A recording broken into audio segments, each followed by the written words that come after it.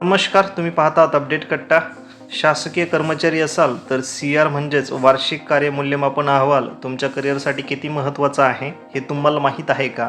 पदोन्नती, वेतनवाढ, बदली या सगळ्यांवर CRचा थेट परिणाम होतो.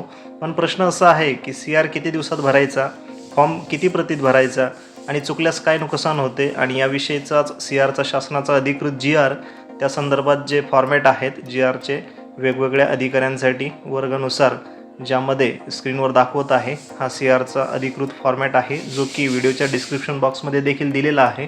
आता याविषयी आपण सविस्तर माहिती घेऊ.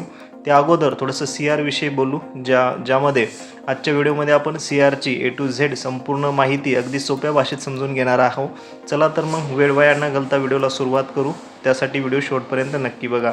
ज्यामध्ये CR म्हणजेच कॉन्फिडेन्शियल रिपोर्ट, ज्याला आता आपण APAR म्हणतो, ज्याला ॲन्युअल परफॉर्मन्स रिपोर्ट देखील म्हटले जाते. आता हा अहवाल असं शासकीय कर्मचाऱ्यांच्या वर्षभरातील कामगिरीचे मूल्यमापन केले जाते आणि हा अहवाल दरवर्षी तयार केला जातो, जो की ज्याचा कालावधी असतो 1 एप्रिल ते 31 मार्चपर्यंत कालावधी गणला जातो.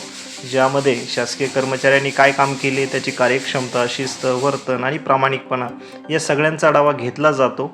ज्यामध्ये आता सर्वात महत्त्वाचा मुद्दा CR भरायचा कालावधी. CR टप्प्याटप्प्याने जी प्रक्रिया केली जाते CRवरती, ते भाग बघू. ज्यामध्ये 1 एप्रिल ते 30 जून या दरम्यान कर्मचारी स्वतःच तो फॉर्म भरून देतात.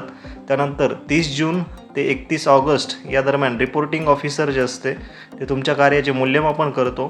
त्यानंतर 31 ऑगस्ट ते 30 सप्टेंबर, ज्यामध्ये रिव्हिविंग ऑफिसर जे असतात ते तपासणी करतात आणि 30 सप्टेंबरपर्यंत फायनल आपला ॲक्सेप्टिंग अथॉरिटी जी असते ती मंजुरी देते. म्हणजेच संपूर्ण प्रक्रिया 6 महिन्याच्या आत पूर्ण करणे आवश्यक असते. ज्यामध्ये आता CR फॉर्म हा हाताने भरला जातो आणि तो 2 ते 3 प्रती तयार केला जायचा. पण आता एक मूळ प्रत जी असते ती सेवा पुस्तिकेसाठी असते. त्यानंतर दुसरी जी प्रत आहे ती कार्यालयासाठी, आणि कधीकधी तिसरी प्रत देखील रेकॉर्डसाठी जतन केली जाते. पण आता अनेक विभागात ऑनलाईन आहे जी प्रणाली, APAR जी प्रणाली आहे, अपार ज्याला बोलतो आपण, ती प्रणाली लागू झाली आहे. त्यामुळे फॉर्म डिजिटल भरला जातो आणि प्रत काढण्याची गरज जवळपास संपली आहे. परंतु आता त्या संबंधित आपण सविस्तर आपल्या जो संबंधित विभाग आहे त्या विभागानुसार ही माहिती बदलू शकते.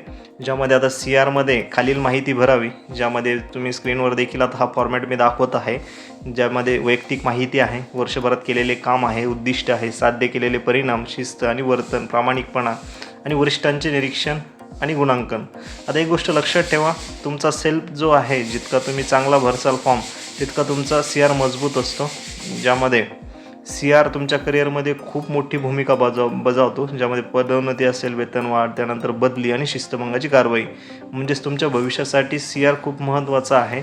आता काही गोष्टी लक्षात ठेवा, ज्यामध्ये CR वेळेत भरला नाही तर पदोन्नती थांबू शकते, चुकीची माहिती दिल्यास नुकसान होऊ शकते. याबद्दल आपली काही अडचण असल्यास नक्की कमेंट करा. आणि हो, शासकीय कर्मचारी असाल तर चॅनलला सबस्क्राईब करा. शासकीय कर्मचाऱ्यांच्या सेवाविषयक बाबी आपल्या चॅनलवरती घेऊन येत असतो. धन्यवाद.